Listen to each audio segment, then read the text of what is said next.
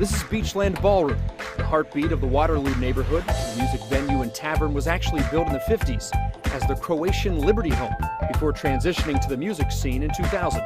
Now they welcome in a wide range of acts every month, making it an ideal place to have a chat with my guest, Rock and Roll Hall of Fame CEO Greg Harris. I'm Will Ewitt, and this is a reporter in restaurants getting root beer.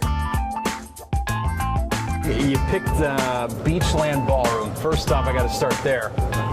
What's special about this place? Why'd you pick it? I picked this place because, being part of the Rock and Roll Hall of Fame, I love music, and this is one of the greatest live music places in all of Cleveland. Have spent many a night here hearing phenomenal music. There's a number of places like this around town, but Beachland seems to be the one I come to the most. It's kind of a niche neighborhood, too, and there's a lot of different things. Fillmore Presidents. Yes. Like, there's a lot of strange things down here. There are. It's a great, eclectic, fun neighborhood, and the lake isn't that far away. Who's your favorite president, then? If it's not Fillmore. My favorite president, there's always the William Howard Taft for that great mustache. Okay. But I think I've got to go like anybody else that grew up in an Irish Catholic household in the 60s with John F. Kennedy. Okay. And that's something, Greg, that's fascinated me. That whole time period and that conspiracy and the assassination, and I don't know if that makes me a weird person, but I get caught up in that stuff when I start watching it. Well, as your favorite president, are you that way as well, or is it a magic bullet theory? What's your theory on that? You know what? Who knows, right? And in digging into it, it's survived so long that there's got to be something to it. I also like all the connections, where Lincoln had a secretary named Kennedy, and Kennedy had a secretary named Lincoln, and one was shot from a warehouse, caught in a theater. The other one shot in a theater, caught in a warehouse. I mean, there's a million of them. I don't have them all by memory, but there's a lot of them like that. Greg, tell me how you got here, because I know you have an interesting story where, you didn't exactly start off thinking, one day I'm going to be the CEO of the Rock and Roll Hall of Fame. It's one of those things where, while it was happening, it felt like a zigzag, but when you stand here and look back, it all fits together. Loved music.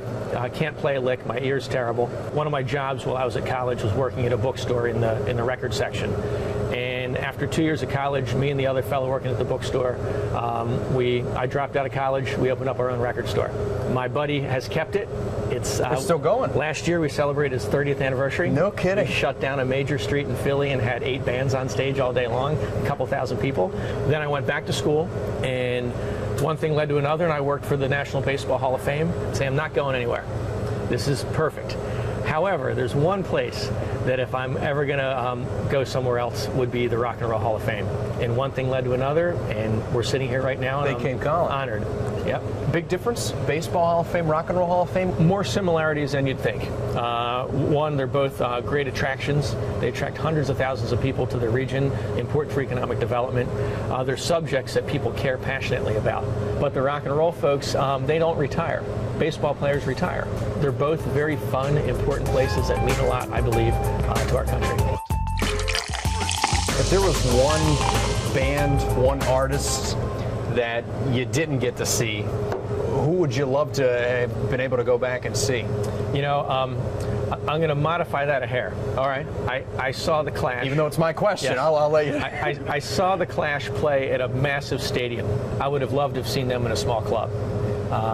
Did not do that. But otherwise, there's all sorts of terrific artists out there. I'm lucky enough to get to see a lot of them. And part of it is coming to places like this. Well, this is where you really, I think, feel the music when you're, this is where it's all kind of starting. The very intimate setting like this, I feel like, you could shout out a request where at Quicken Loans Arena, it may not happen.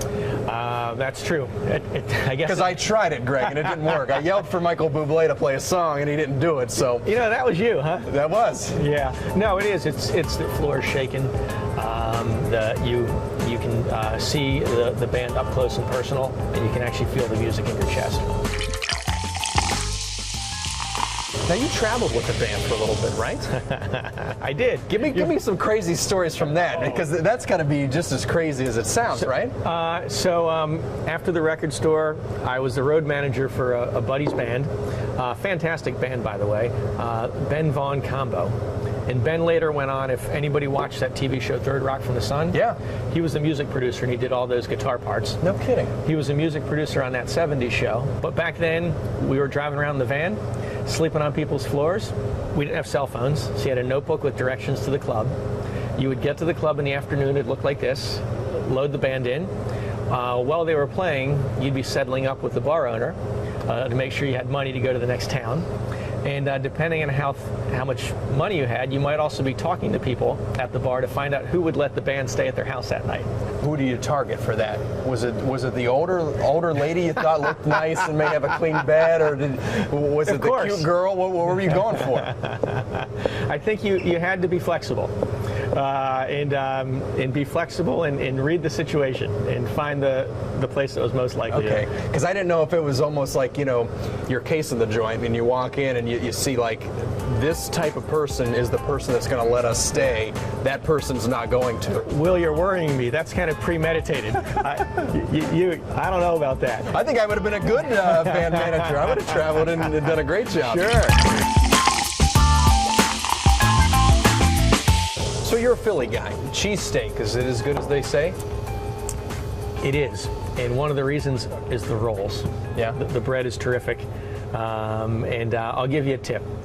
So people say, do you go to Pat's or do you go to Geno's? They're the two. They're right next door, right? Like Yes. across the street. And you know, if you're there covering it, you'll probably want to go to them just to sample it. But if you ask locals, many will say the same thing I do. Go to Jim's Steaks. It's a different place. Okay. It's a couple blocks away. And don't go with the big cheesesteak and the cheese whiz and all that stuff. Get the cheesesteak hoagie, and it's steak with provolone cheese, lettuce, tomato, and onion. That's the one. That's the way to go. Yeah, So sure. what's Cleveland's local thing? When you got people that come in from Philly, you're saying, hey, make sure you get this. Well, if they really want to go with that local, there's always Slyman's. It's a great place to send them. Absolutely. And bring your appetite there. Bring your appetite. And the pierogies at Sokolowski's are pretty good too. Maybe we can combine them sometime, Greg. I'll meet you up for that. Thanks for joining me today. My pleasure. Appreciate it. Thank you.